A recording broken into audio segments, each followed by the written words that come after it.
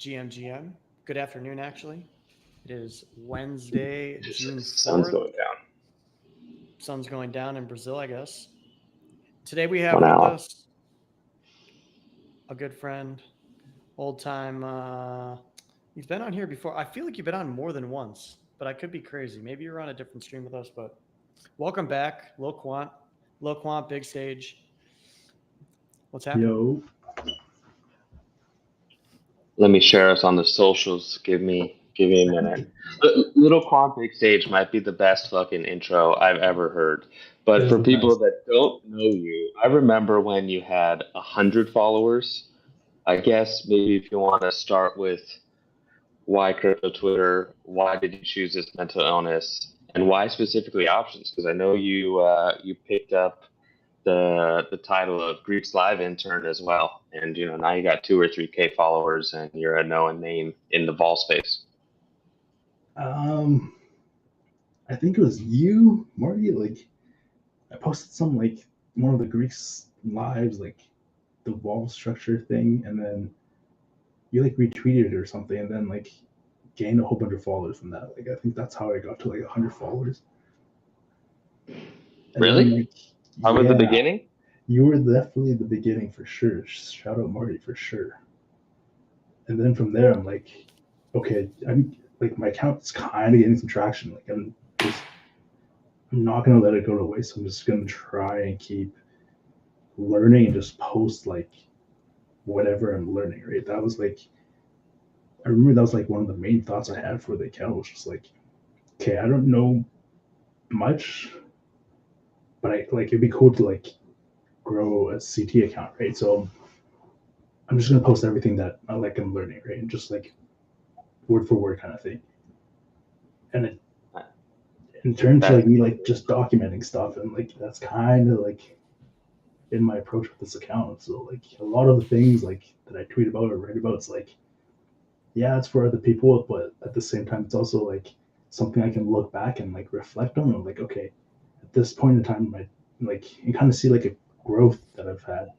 So yeah, that's like kind of what I've done with it. And like for CT, like yeah, like I remember like one of my first followers on a different account was like Anson and stuff. I'm like, yo, that'd be pretty cool to get some followers. And then yeah, until recently, like it's kind of like just yeah, it's just kind of clicked, I guess.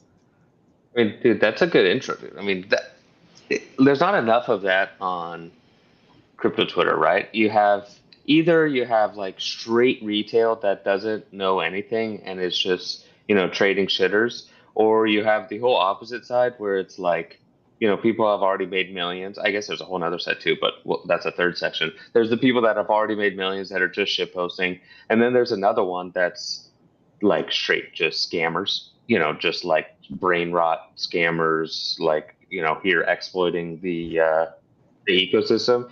It's nice to finally see, in the life of What up, Little Grand? Quant, yeah, of what You know, your journey's been.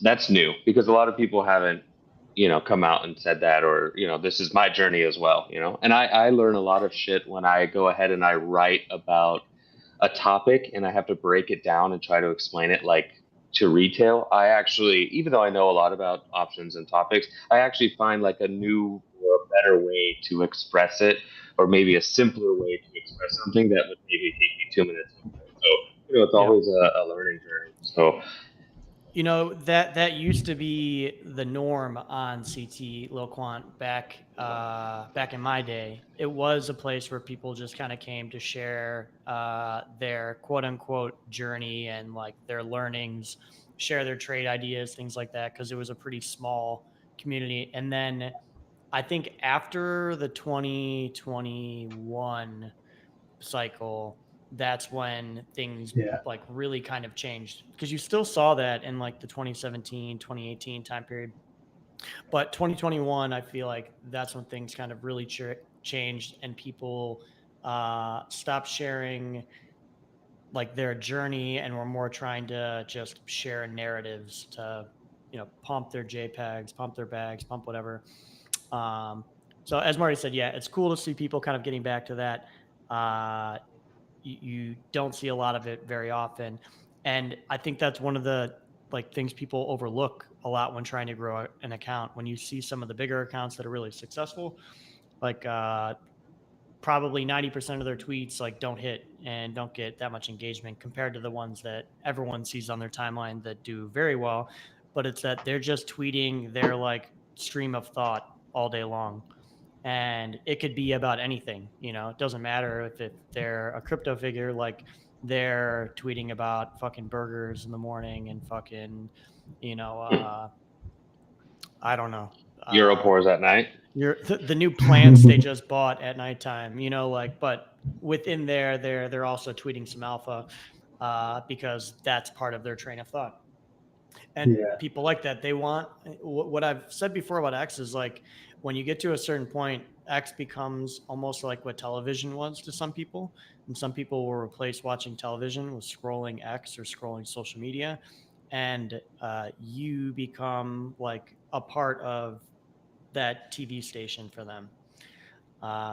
So if you're always putting out content, like you're a channel that they're going to watch, and it like kind of applies to really all forms of like uh, content creator based social media, I would say. Even though you don't consider yourself like a content creator, I think when you're just like documenting your journey in a kind of a journal like way, or just putting out your streams of thought, you are like creating content for the masses to ingest.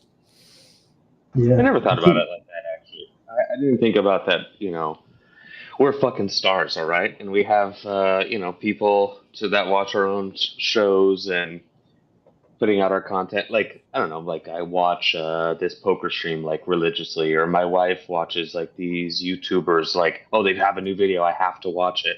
And I guess, you know, we're always just shit posting, but we never actually think like that people are not that people aren't watching, but like that we're like our own little micro celebrities and people actually care about what we have to say. So it's interesting to put it in that sort of perspective. I think like Yeah, Grant tunes in, you know, you figure like even to the like 5 people who are regulars that, you know, I could know their names off the top of my head. Like to them it's interesting content, and the thing is like we don't do any marketing, we don't have any advertising deals, like we are just hopping on and streaming to shit post and have fun and talk about all the shit that we're talking about in DMs, because it was like why not just hop on stream for an hour every couple days and bullshit about what's going on, because there are no streams that do that. Everyone's like, oh, let me interview this founder in the same fucking format that I've heard, you know, 70 other times. Sorry, we have a commercial break. Sorry. Yeah, Right yeah. in the middle of the fucking stream, Inject there's this a commercial ad. break. Oh, yeah. And for us, like I've never really cared about like hurting someone's feelings, talking shit about, you know, something. It's it's well, I'm trying to think of the term they used to use at one of my old jobs. It's radical candor, right? Like Radical candor. Yeah, you're showing radical candor. And I think like you were mentioning like TV, like I think people also expect like a certain like type or category of content from like each person they follow, right? Like if they haven't posted in a while, or they usually post at this time, like a TV show say comes on like Wednesday 9 p.m. Like kind of like, where did this guy go? Like, is he all right, kind of thing? Dude, Yep. Ace went away for fucking a week, and I couldn't get a hold of him, and I thought he died, and he was pretty close to fucking dying. And now I'm worried about Chang, dude. Where's Chang been at? Yeah, I haven't seen him in a minute on the timeline. Chang, the Korean guy. Last post was January, dude. If anybody's listening and talk to Chang, you know, feel free to reach Tell him out. the Hopefully, Volkabal's looking for him. yeah. Hopefully he's all right. Yeah, Grand, you know, like I stopped working. I started working in crypto, like in the industry, working for companies on the exchange side, infrastructure side, like almost 10 years ago now. So yeah, we don't just press red and green. Like I've been like working at companies and protocols for like literally almost a decade now. But it is good to know, or we should tell the listeners that nobody fucks with us on that red and green shit when we choose to. Nobody, listen, when I choose, nobody fucks me on that red and green shit, okay? The best anthem tweet I think I've ever seen. Yeah, That's best Little fan tweet. little Quant, are you full time crypto now? Are you a full time diplomat in the crypto space? yeah, it's pretty much like yeah, just like yeah, everything I do like I don't do anything else like the past I don't even know like a month, 2 months at least like Yeah. Oh, that's good. I've done nothing besides coding and gym. Like that's about it. And on Twitter, like I haven't done anything else, dude. What were I you think doing Grand. pre this last month where you were only crypto? Sorry. What were you doing pre this last month where, you said this last month you've pretty much just only crypto, but pre this last month, what was absorbing some of your time No, when you okay. weren't So on that like rendering shit? last few months, like not when you say last few months, like probably the last year now or so. Like prior to the year, like I was in school. After school, like pretty much just like crypto full time, like trying to code and like writing green shit, like just In real life, that Lil Quant. in real life. I said in real life, Lil Quant. Like Yeah, like yeah, like prior to I that, think like it was selling cars, but yeah. people would love to hear what you got to like what got you into coding or what you're building. I think that that's like a hard first step for a lot of people because when people come and talk to me, they're like, "What do you do?" You're like, "Oh, well, we run a options arbitrage and it rebalances and moves money around and it trades 24 hours a day and we have a server with Deribit." And people are like, "What the fuck are you talking about?" Like, I think it would be good for the people to hear like where do you start, like what's the first step, or at least what's your first step of the coding. So you know what's funny? Like last night, like I was just like the homies, like we were just on Discord, and they're like, "Yo, like, what are you actually coding?" Like every time they're like, "Yo, what are you doing?" I'm like, "I'm coding." Like, what are you actually coding? I'm like, "Okay, I have it. coding Let me is show. stealth. Let me show you." And it's so like it's market making. So I'm explaining to them like what it's trying to do, and he's like, "What's the point of this?" I'm like, "To make money." Like, yeah, it's to make money. Like, but like I guess like getting started, like all those terms you said, like oh, it's arbitrage, it's a collated server. Like each of those words, they all have meaning and like how it impacts like your trading, your automated trading system, right? Like how I got started was like I went to school and then I went just into school knowing like, okay, yeah, like I want to have a bar running. That'd be so cool, I think, right? So, and I think like it was 2020 cycle. I'm like, okay, I need to start learning how to code. Didn't learn how to code the whole cycle. And then this time came around, okay, I need to learn how to code, right? So first thing, like definitely need to know like the coding syntaxes and like all of that stuff, right? Like, and then reading the docs is a huge thing because the exchanges will have like connecting to the API, how to get the data and all that stuff, right? So once you know how to code, then you can get the data and then like how to structure the data in a way that like your system can read it and then Yeah, make yeah, actions on it, exactly. right? Yeah, they just feed you raw data, right? So I don't know, let's say like historical options data. It's like, well, what are you doing with all of that data? Now you have the data, but what are you actually doing?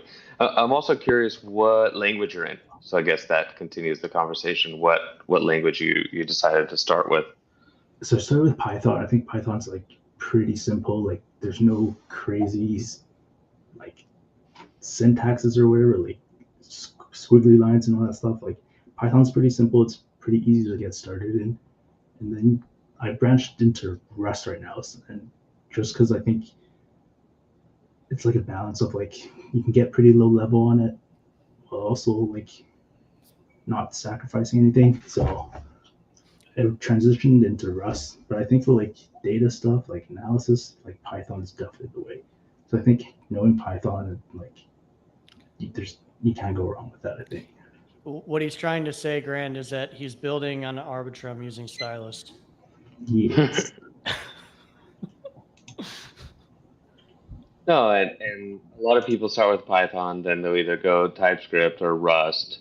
If you have a server and you're coding like a Linux server, your own server, you also need to know Go, or for just streamline systems. All of our stuff is in Go now too, Golang. Go. Uh, yeah, That's Go. fast, I think.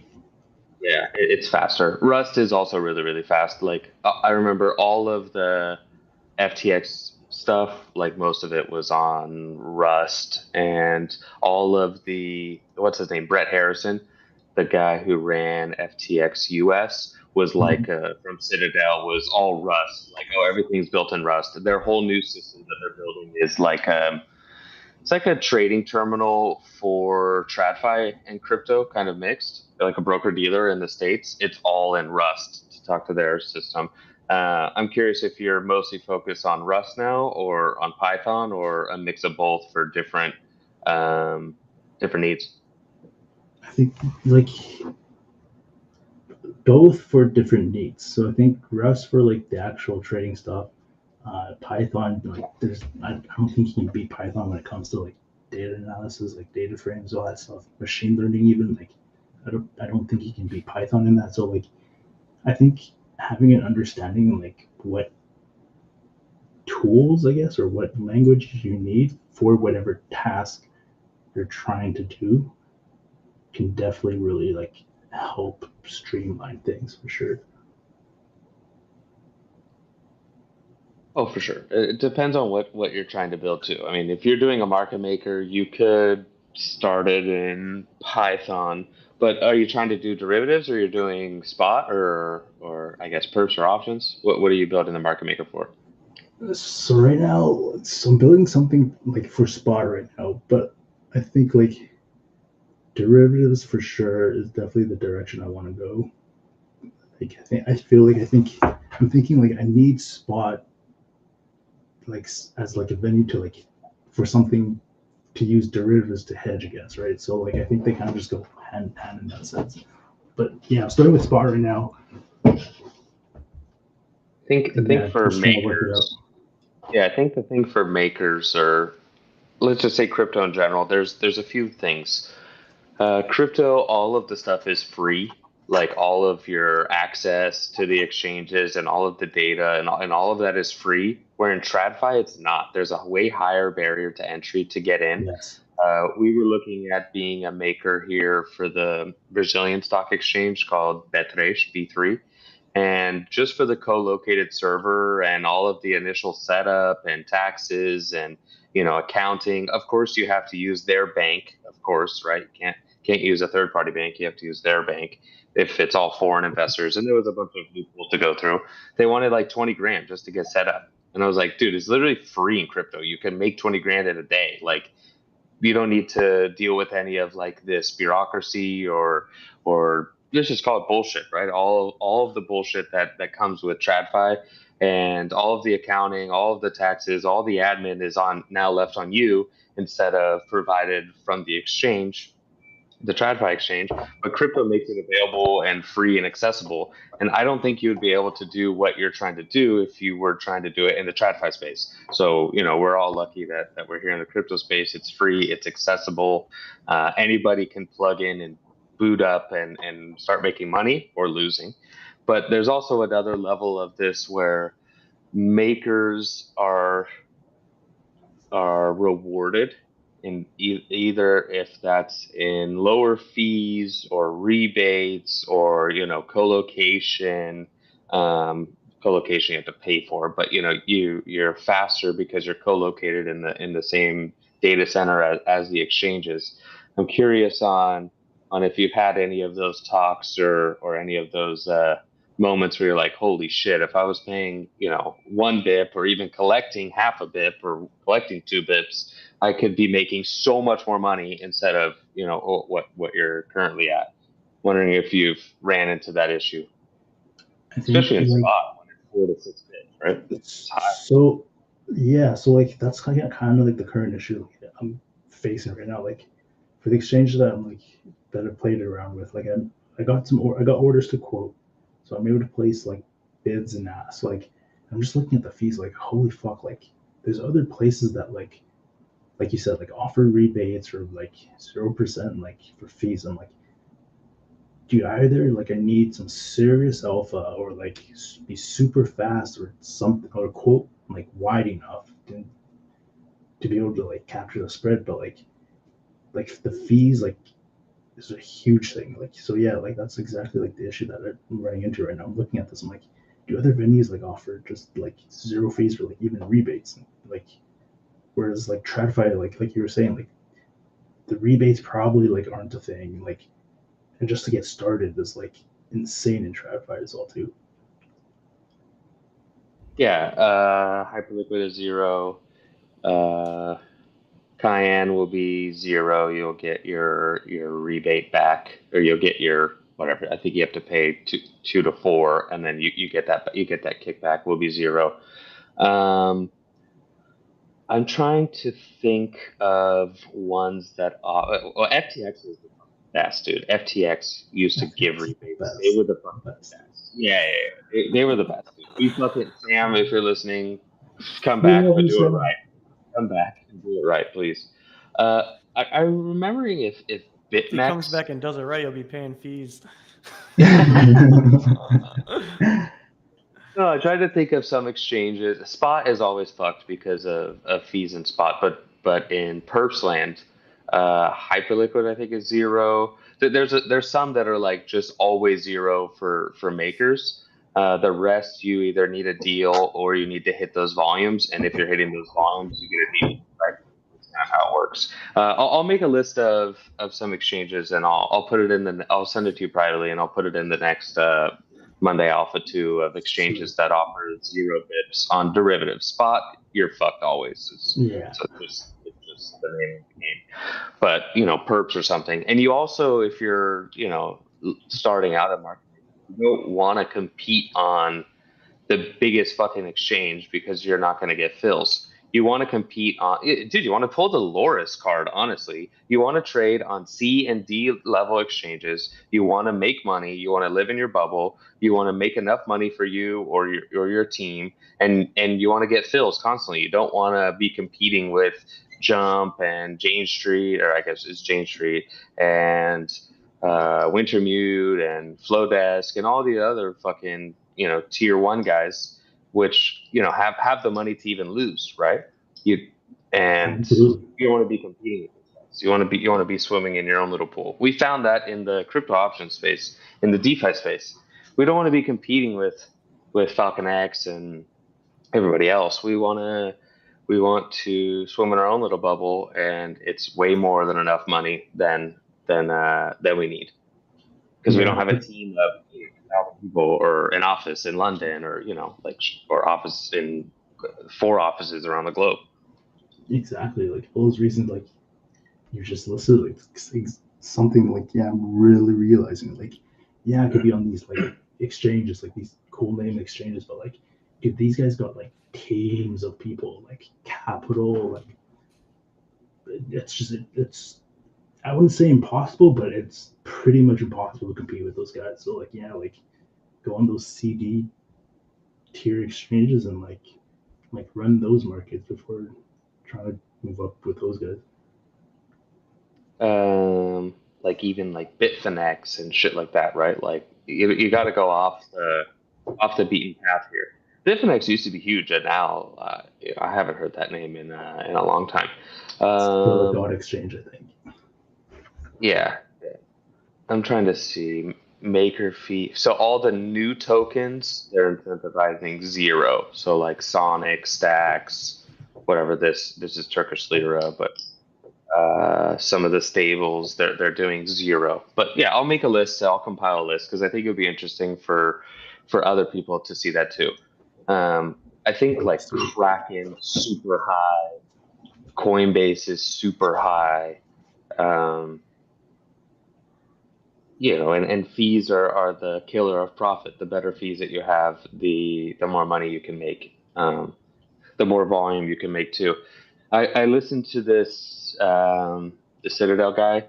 He had a Stanford talk. I don't know, 2 weeks ago or 3 weeks ago at this point. He was like, they they make out of 100 trades they win like less than 60. It's like 50 something that they win, but they're doing like millions of trades an hour, so it fucking Yeah. adds up, right? So it's also not about like, oh, you won 100 out of 100 trades or 10 out of 10 trades. Maybe it's 6 or 7 or 5, But if those cover the losses, then that's what matters, right? Usually in this game, especially with arbitrage, is like you'll fucking make money for a month. You're like, oh, that was fucking easy. And then you have one day that knocks out your whole monthly profit. And you're like, that was fucking stupid because I got lagged, or, the system got bogged, or there was a clog in the system or like the server went down basically. That's usually like the biggest issue is like there's a maintenance that you didn't, calculate for, and you lose a month's worth of profit in a fucking in an hour or in 5 minutes because of something stupid. So it's also worth paying attention to that. Like, how can you stop stupid shit from happening? And usually the stupid shit isn't really your fault, right? It's maintenance or server or downtime or, somebody beat your order because they were faster than you, right? The list goes on and on. But, swimming in those C and B tier exchange pools, there's way more than enough money for one person, let alone a small team. There's a bunch of money. Yeah. Yeah, it's very true. Like, yeah, I've seen some other people talk about it too. Like, it's so hard to compete with those guys, especially just starting out. Especially if you're a team of one. Like, these guys got teams of people. Like, it's so much capital. Like, yeah, it's just pretty much impossible to compete with them.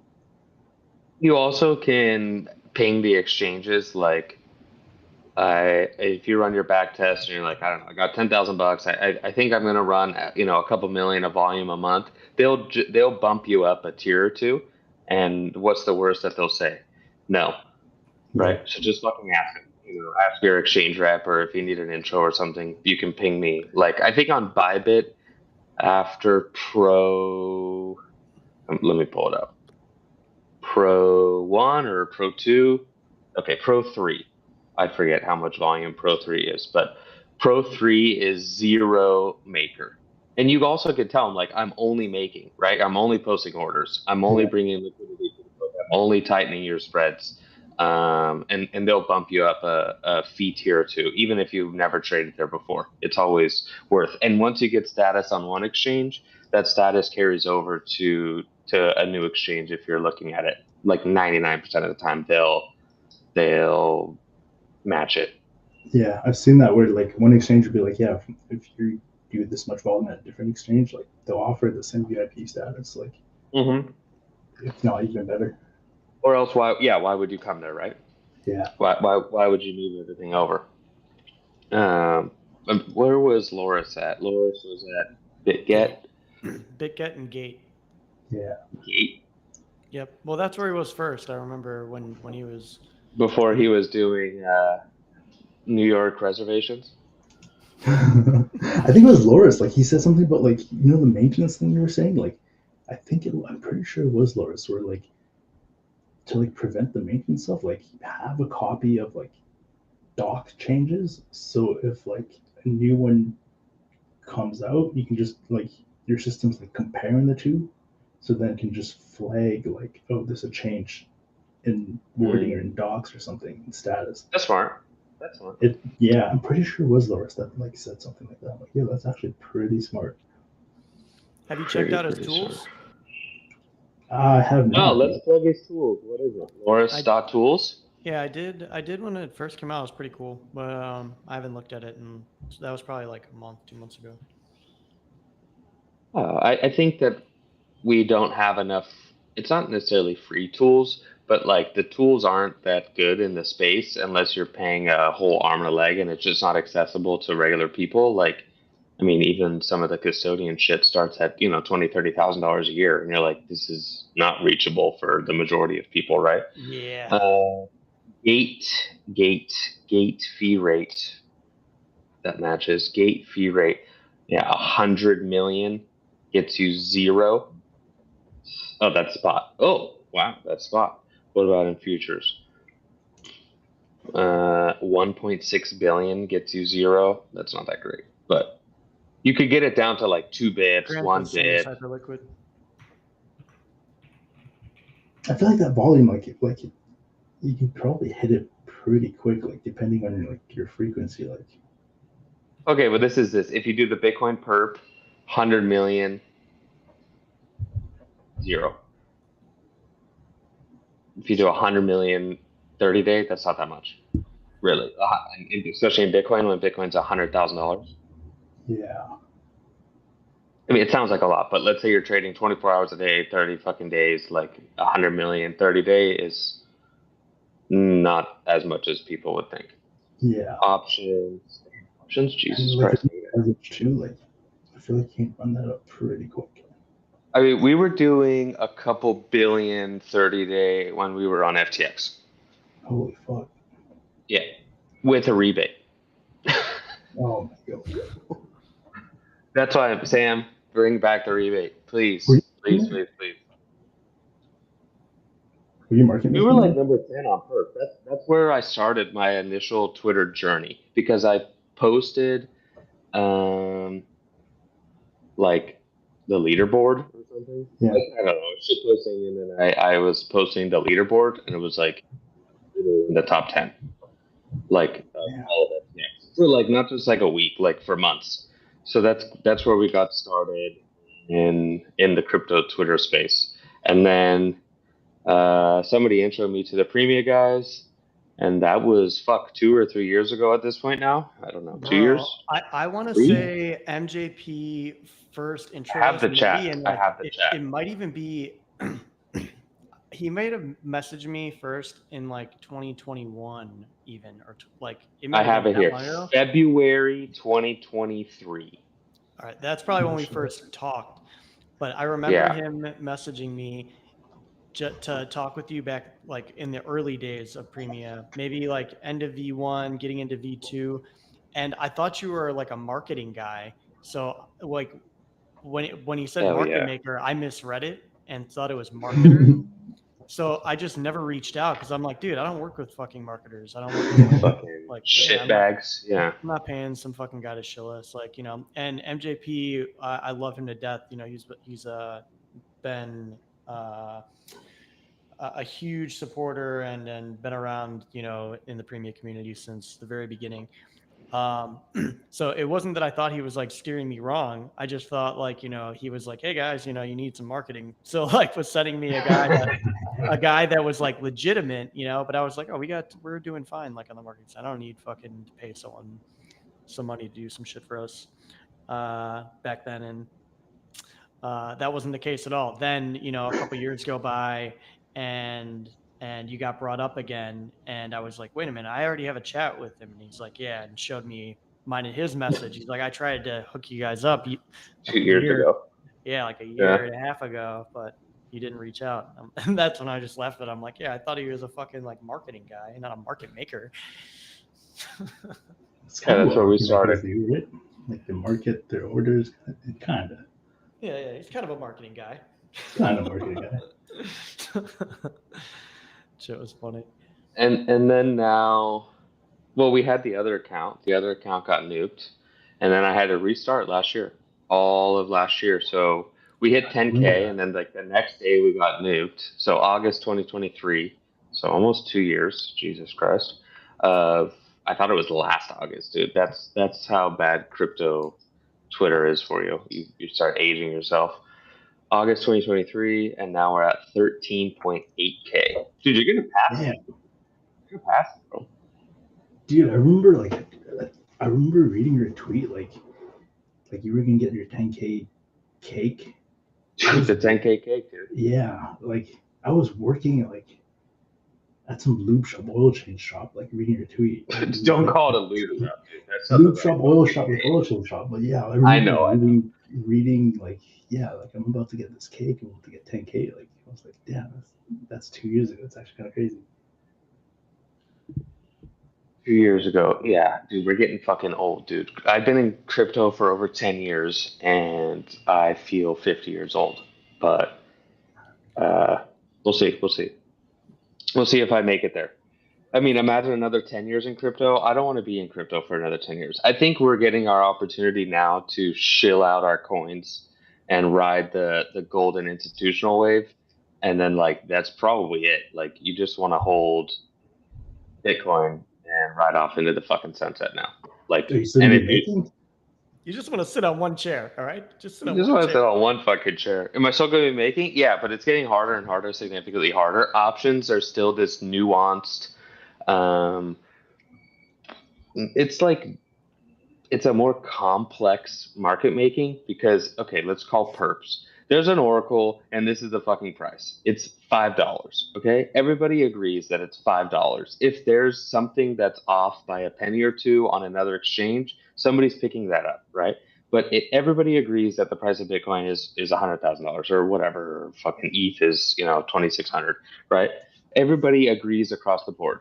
But in options land, there's so many more variables. Everybody prices it on what they want to price it. There's different fees involved. There's different settlement fees. There's different if it's coin margin or stable margin. It's all different, and all of those include different fees to get to one price. And one price is what you want to price it at. That's why you don't see the same price of options all over. There's fucking Deribit as the truth of source, and then the rest have spread. And all of them are using Deribit as the truth of source and then tacking on spread. So it will be interesting to see at the end of the year when Deribit goes under Egghead Brian's wing and gets taken in house to Coinbase to see where players move. Because nobody wants to deal with fucking Coinbase and their higher fees, or there's a lot of uncertainty around that, and their fucking customer service is terrible. Like nobody wants to deal with that. Where it's like, I have chats with all of these big exchanges, and the worst service is still Coinbase. Like Deribit, I just fucking text them and it's fixed. It's done in 2 minutes. Premia, it's fucking fixed in an hour. Bybit, it's fixed in an hour, right? Like all of these guys are on it, and then Coinbase is just not on it. So it'll be interesting to see where these other players move. But I will still be in the option space. But after FTX, we stop perp plans.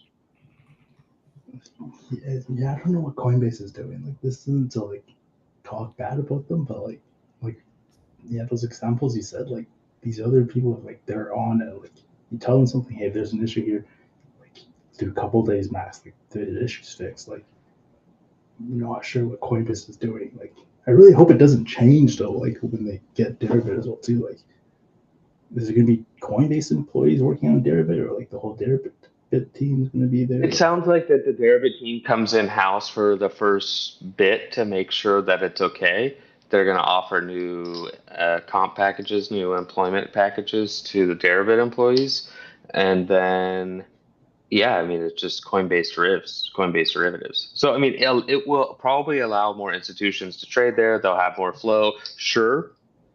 I'm not necessarily sure that that's like a good thing. I think other people will migrate and go somewhere else. I'm also hearing like people are going to OKX right now, right? They're just onboarding just to have another exchange, and OKX is the same coin margin type of system. I hear that Premia is launching a V4 and will have PM on a DEX, portfolio margin on a DEX with the same margin system, 1-to-1 with Deribit. So like hopefully some people fucking come over and start trading there, right? Like it doesn't need to just be one stop shop Deribit. That's it, getting all of the volume. I think it will not pivot. Pivot's not the right word, but people will migrate to other exchanges. I think with like the rise of DEX as well too, like with the Coinbase information hack, like there's definitely like a draw of attention, like shifting from sexes into DEXs, where it's like, okay, I don't need a KYC. My information is not going to get leaked. Like people are like welcoming that idea. Like they're realizing, okay, yeah, DEXs probably aren't that bad. So like mind share wise, I think like yeah, all these DEXs like it's definitely going to grab some attention for sure. Well, even if it's KYC DeFi, right? We've been talking a lot about that on the shows lately. Like even if it's KYC DeFi, and larger institutions maybe have their money. You saw it today, Anchorage Digital, which is like a bank, custodian provider, security firm.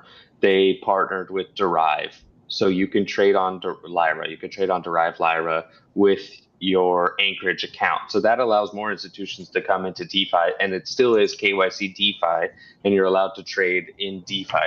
I think we're slowly moving away.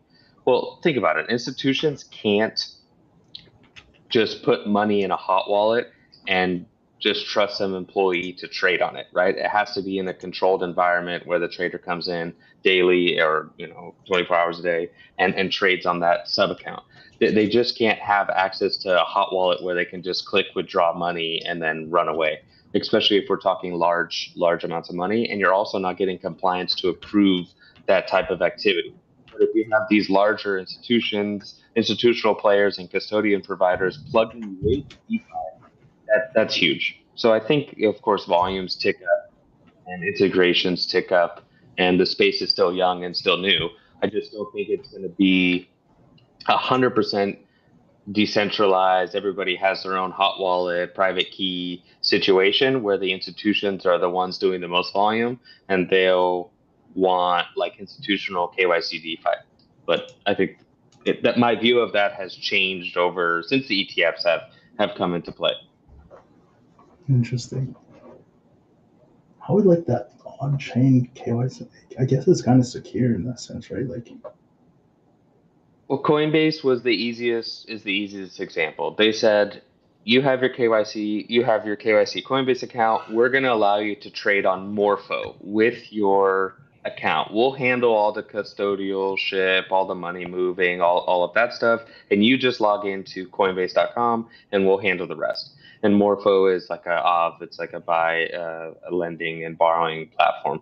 So you can access KYC only pools that institutions are approved to trade. It's OFAC cleared. There's no money launderers in these pools, so compliance will approve this type of transaction, and Coinbase will be your gateway to DeFi. So they plugged in Morpho. So imagine they plug in Cayenne Premium. Imagine they plug in Imagine they plug in Aerodrome, all of the DeFi protocols, but you're only trading against other KYC individuals, even though it's just a wallet, that you're not, mixing money with a money launderer or North Korea or, some hacked funds. Like, your compliance on an institutional level will approve that type of transaction, especially if you can go through a centralized endpoint like Coinbase, and Coinbase handles all of the other risks.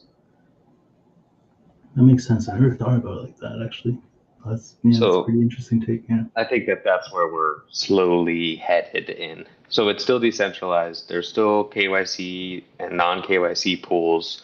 You still can access it with your hot wallet. Individuals can still access it, but the institutions can come in and access, or larger players access KYC only pools, which your money's safe. It's approved, OFAC approved. I think that's where we're slowly headed. Coinbase really showed that. We had Crypto ISO on the show, and I think that he was talking about it originally, and that kind of opened my eyes. And then I think the next fucking day, Coinbase announced Morpho, so that was interesting. Interesting. I mean, it deviates like from the crypto beliefs, but I guess as the space gets bigger, like that regulatory action kind of has to happen. Unfortunately, I know Cozy's fucking rolling in his grave when DeFi leads that way, but that's where we're headed for sure. No, I think that they can coexist. I think that you can have both, and there's nothing wrong with if institutions want to play with other institutions, creating infrastructure for that, and letting us plebeians, play with our own playgrounds and sandboxes.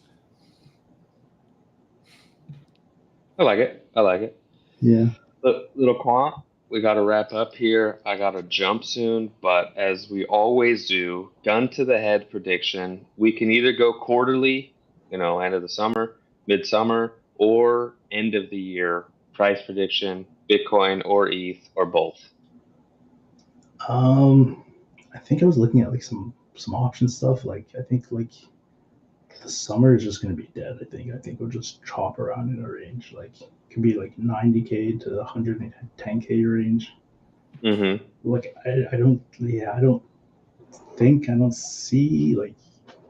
don't think we'll get some crazy move in summer. I think so. I guess for end of the year prediction, probably back at 100K, to be honest. Round trip it back to 100. Yeah, something like that. But yeah, I think my bias is down. But like, yeah, like I don't have a good read. Like honestly, I don't have a good read on price right now. It's just ranging. Same price as before. I like it. Yeah, Chop all summer. I like that yeah. too. Gozy, you sticking to it? I'm sticking to my thesis. It's pretty much what Quan said. We're summer chop, run that into, we'll say, fall, and then we do the Q4 dance into Thanksgiving, December, and bye. Love it. In- Love it. Into the next year, I guess. Into the Into year. the next year. Yeah.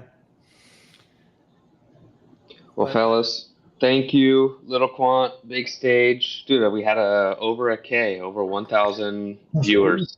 1.2, dude. That might be one of the bigger ones, dude. 1.2. That's big. Thanks for coming on. We'll see you guys here in 2 Quan, weeks. big audience. Big audience, dude. Little Thank you Quant, for having big me, guys. audience. You want to wrap us up, Cozy? Yep. Thank you everyone for joining us. If you don't follow Lil Quant, check out the tweet that we had on Premia's account so that you get it right. But it's at Lil Quant, QWANTXBT on Twitter or X, however you think of it or call it now. Maybe eventually he'll come out of building in stealth and you'll get some hands on the product. For those of you interested in market making tools. But other than that, check out his Twitter, follow him for more, follow him for his journey and more alpha on options. Anything you want to close us out with, Lil Quant? No, thank you for having me. Like, yeah, excited for Cayenne, honestly. We need some testers. We'll get you. That'd be sweet. I should have leaked some of it on the stream. I don't know why I we didn't. still have time for a quick leak. I'm not doing a good job not leaking this time. Not plugging your own. Yeah, I should have been showing the charts on here the whole time rather than pulling out Velo. Like, gun to your head, what do you think? Yeah, which way, huh? Which way? Yeah. Which way? Flip it upside down and it just looks like it's fucked.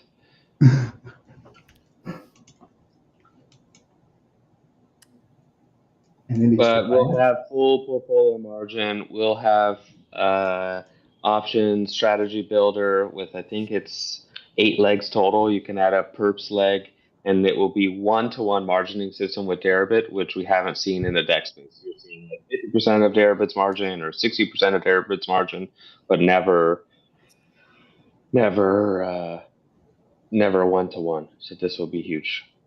That'd be exciting. I was on the stream when you guys were talking about that. I'm like, that's actually pretty sweet because Deribit's margin thing is top notch.